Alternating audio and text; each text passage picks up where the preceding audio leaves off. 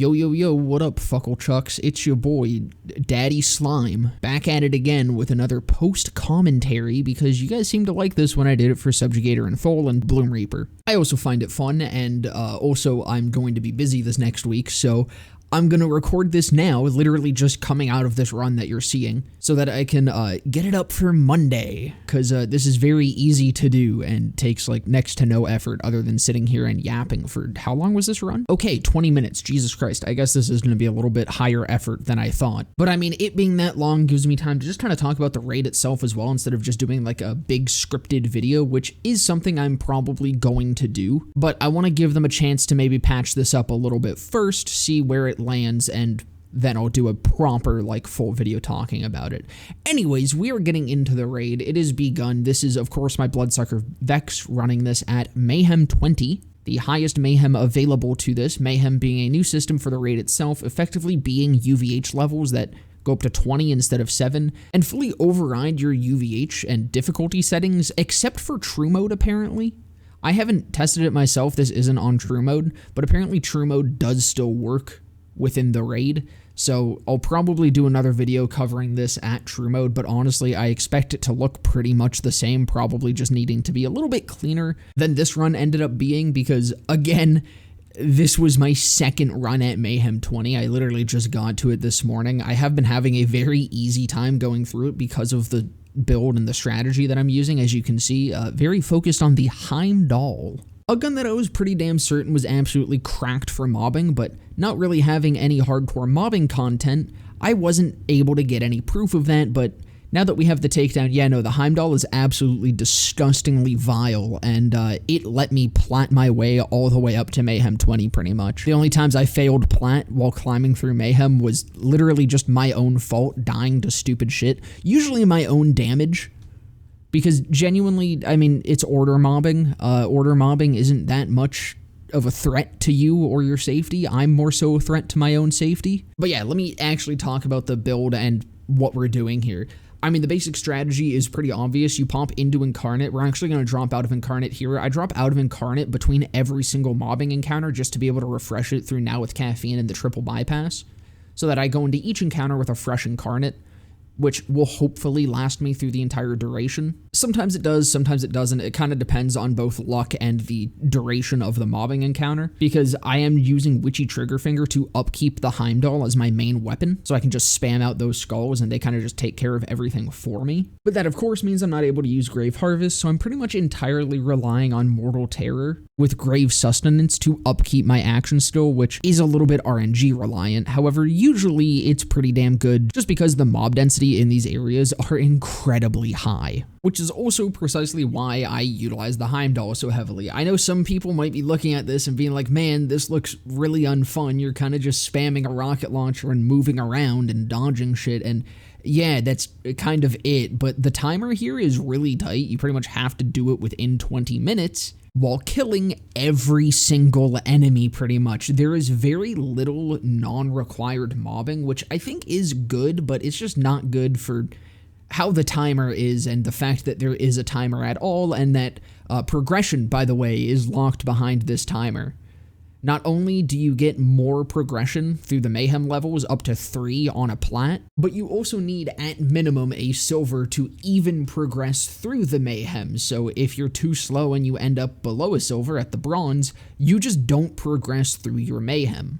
So we have potential loot drops still locked behind plat, and we also have literally the progression itself locked behind plat. Luckily, Mayhem does seem like not actually the intended way of playing this, because there's the hardcore mode, which is literally less than half the max HP and just difficulty scaling of Mayhem 20.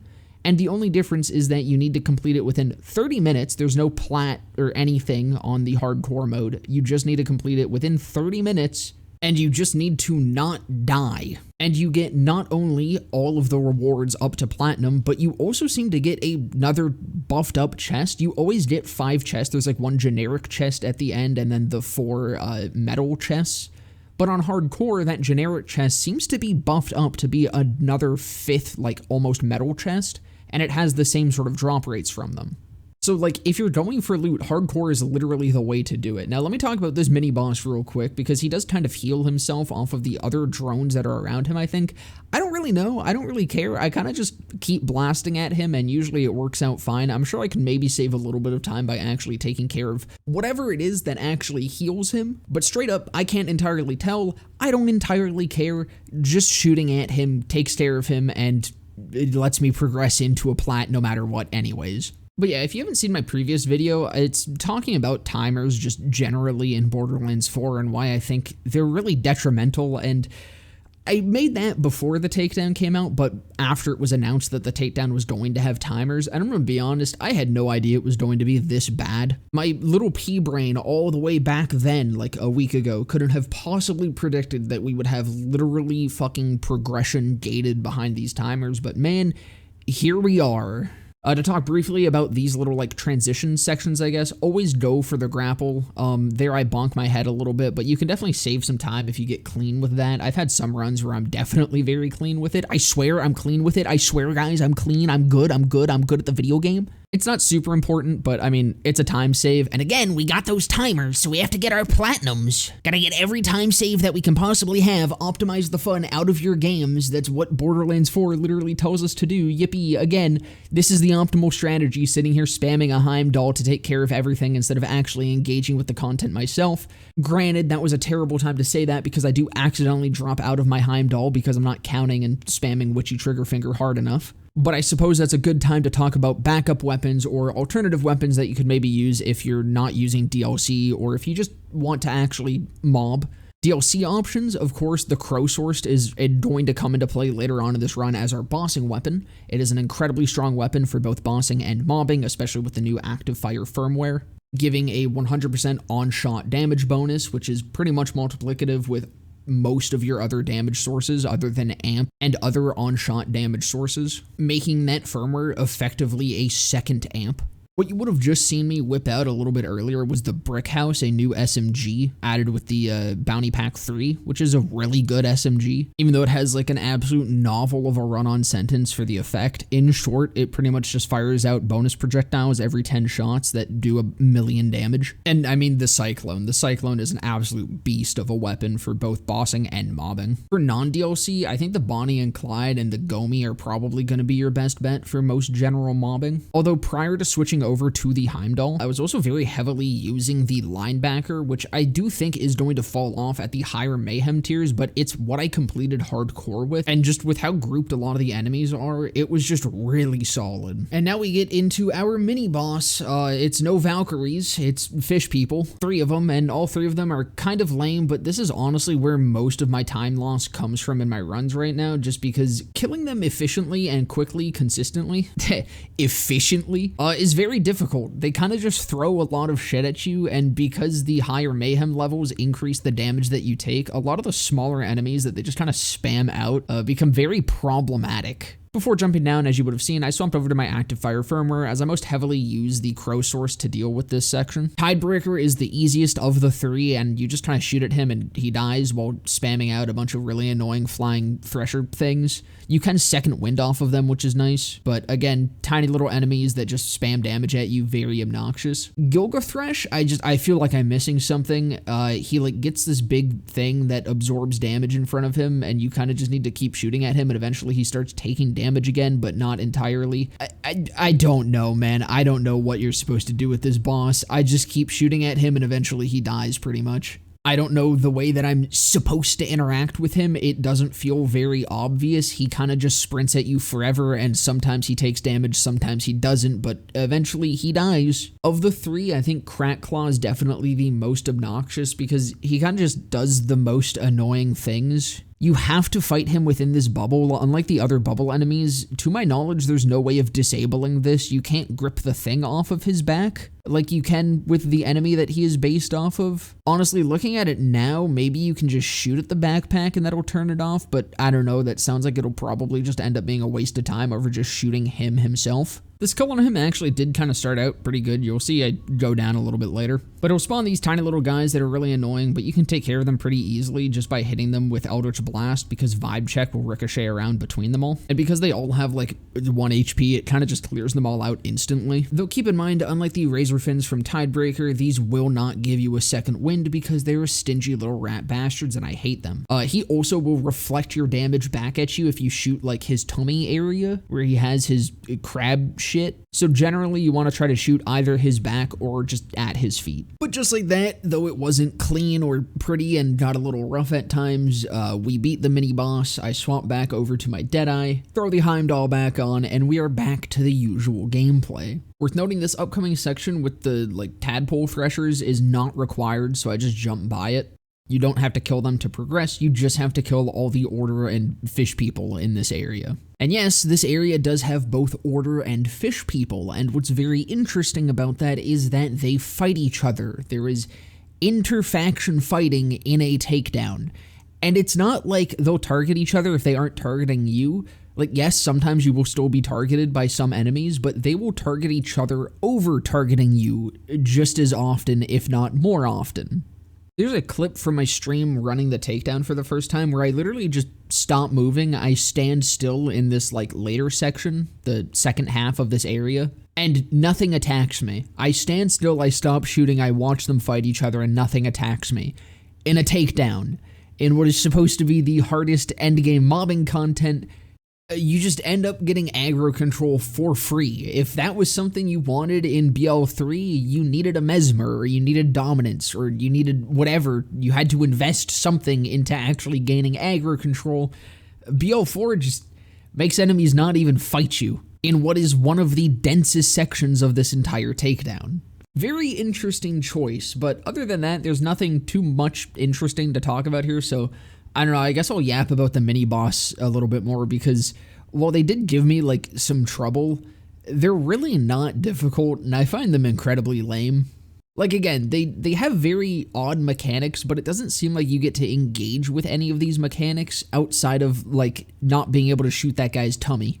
The rest of them, you still just deal with by shooting, and they're pretty much just, like, basic enemies that have been buffed up to mini-boss status. And it is really underwhelming in how uninteresting they are and unfun they are, because again, most of their challenge doesn't really come from their mechanics or like how you interact with the fight itself. The challenge is just in how annoying some of their shit is and how RNG it ends up feeling.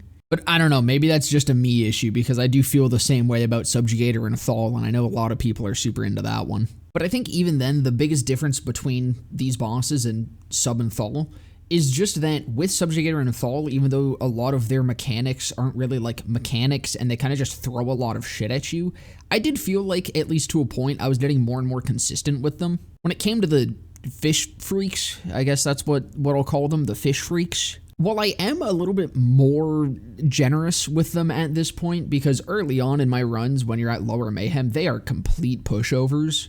They at least now pose a little bit more of a threat, and that's kind of nice, but they don't do it in a way that I find enjoyable or interesting like the Valkyries do or Anathema does. There's not really any optimizations that I find that I'm able to do. Again, unless I'm like really missing something, like there is a way to disable the bubble, or if I'm just completely misunderstanding why that guy just stops taking damage sometimes and absorbs all your shots. Maybe it's a skill issue, I don't know, but I've completed up until Mayhem 20, I've completed Mayhem 20 on Platinum, and I'm still not understanding the bosses, so if that is the case, I still think that might be a flaw. Anyways, back to actually yapping about the run. This secondary area does actually open up before you kill every enemy in the previous section. You do still need to go back and kill all of them, but I do like to go through this door as soon as it opens. Because I'm using the Heimdall, generally I can just run back and forth in this area. I do actually kind of fuck this area up a little bit. I did not do it as clean as I could have just because I dropped out of my shit a little bit earlier than I wanted to. Great example of how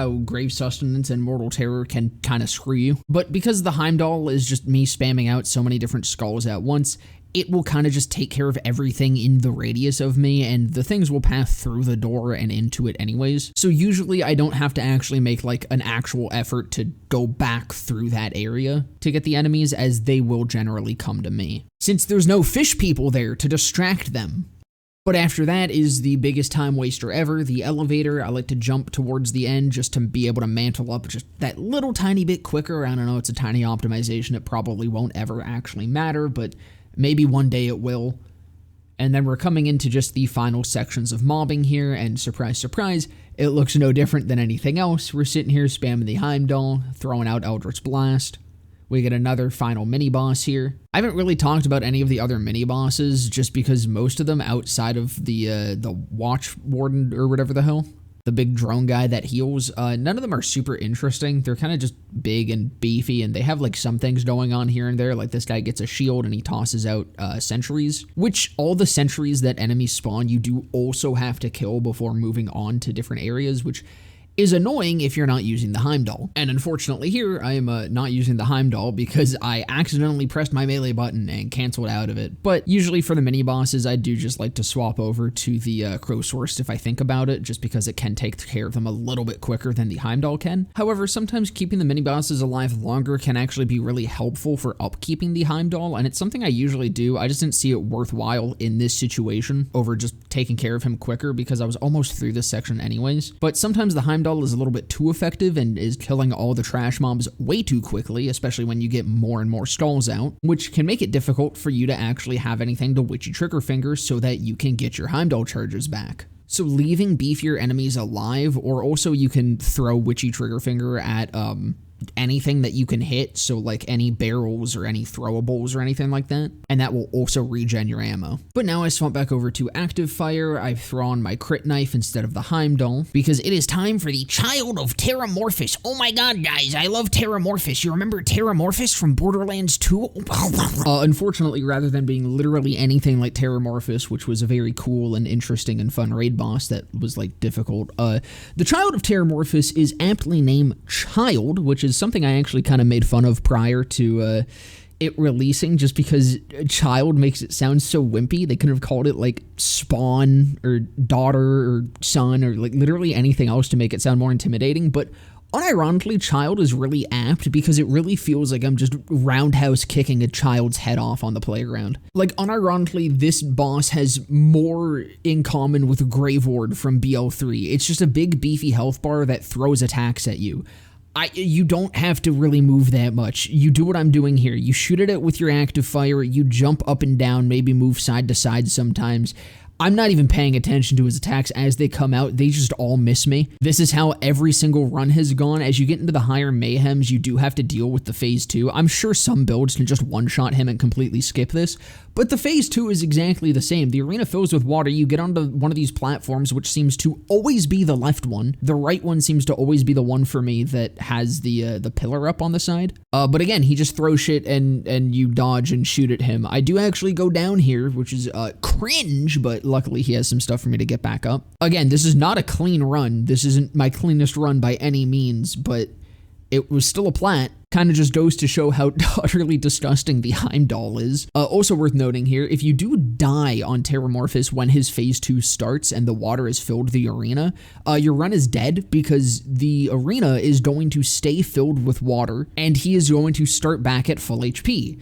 Not only does the arena stay filled with water, but both pillars on either of the two platforms are up, so you are constantly taking damage even if you get onto one of them. So yeah, don't die to him, but it's also pretty difficult to die to him, so that shouldn't be that much of an issue. The only reason I did was because I shot myself point blank with splash damage and just kind of died. But yeah, I mean, here's the build, just a brief little overview of it, flicking through everything. If you do want a more in-depth guide on it, I'll link the build video I made down in the description, which is still mostly up to date. Really just the only thing to keep in mind is that stickies have since been heavily nerfed, but I'll also link the write-up that I did on Mobalytics about the entire thing, which is fully up to date. But yeah, that's about to do it for this one. I hope you guys enjoyed. If you did, definitely consider leaving a like, comment, subscribe, all that. Down in the description will be a link to my Twitch channel where you can follow to be notified of when I go live, and just below that is a link to my Discord server where you can come and join and hang out. But with that all being said, I hope to see you guys in the next one.